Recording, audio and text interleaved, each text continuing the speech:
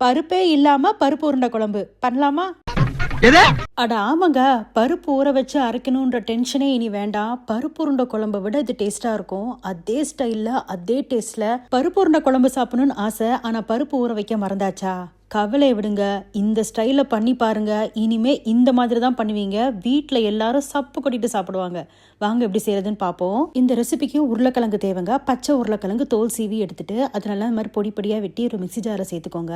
இப்போ அதோடு கூடவே பூண்டு பல் ஒரு 4-5 போல பூண்டு பல், வரமிளகா, கருவேப்பிலை இதையெல்லாம் சேர்த்துக்கோங்க.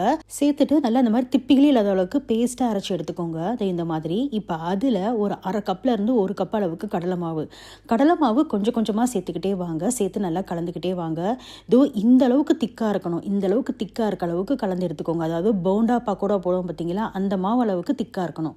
இந்த அளவுக்கு கலந்து எடுத்துக்கிட்டு இப்போ அதுலேயே கைப்பிடி அளவுக்கு பொடிசா நறுக்கின பெரிய வெங்காயம் சேர்த்துக்கோங்க. இப்போ அதுலேயே கொஞ்சமாக சோம்பு சேர்த்து நல்லா கலந்து விட்டுக்கோங்க. நல்லா கலந்து விட்டு தனியாக எடுத்து வச்சிருங்க. இப்போதைக்கு அதில் உப்பு சேர்க்க வேண்டாம், நம்ம பின்னாடி தான் சேர்க்க போகிறோம். இப்போ ஒரு கடாயில் கொஞ்சமாக எண்ணெய் விட்டு ஃபஸ்ட்டு கடுகு போட்டு நல்லா பொரிஞ்சதுக்கு அப்புறமா அதில் 1/4 டீஸ்பூன் அளவுக்கு வெந்தயம் சேர்த்துக்கோங்க. கூடவே கருவேப்பிலை இலைகள் சேர்த்துக்கோங்க. கொஞ்சமாக பெருங்காயம் சேர்த்து பெரிய வெங்காயத்தை நல்லா இந்த மாதிரி பொடியாக வெட்டி சேர்த்துக்கோங்க.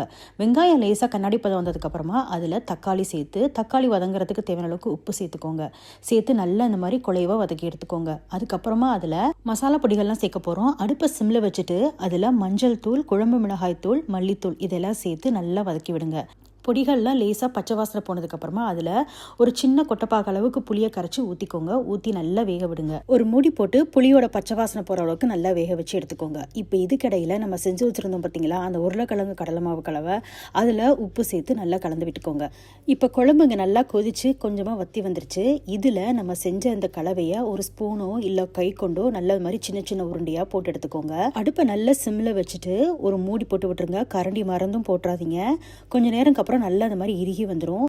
இப்போ அதில் 2 செல் போல தேங்காவை அரைச்சி ஊற்றிக்கோங்க. தேவையான அளவுக்கு தண்ணி, நல்ல வெதுவெதுப்பான தண்ணி ஊற்றி குழம்புக்கு தேவையான அளவுக்கு உப்பு சேர்த்து நல்லா கலந்து விட்டு ஒரு மூடி போட்டு மேற்கொண்டு 2-3 நிமிஷம் நல்லா கொதிக்க விடுங்க. அதுக்கப்புறமா மல்லித்தலை தூவி இறக்கிற வேண்டியதான். சூப்பரான பருப்பே இல்லாத பருப்பு உருண்டை குழம்பு ரெடி ஆயிருங்க. செம்ம டேஸ்ட்டாக இருக்கும். கண்டிப்பாக ட்ரை பண்ணி பார்த்துட்டு எப்படி இருந்துச்சுன்னு சொல்லுங்கள்.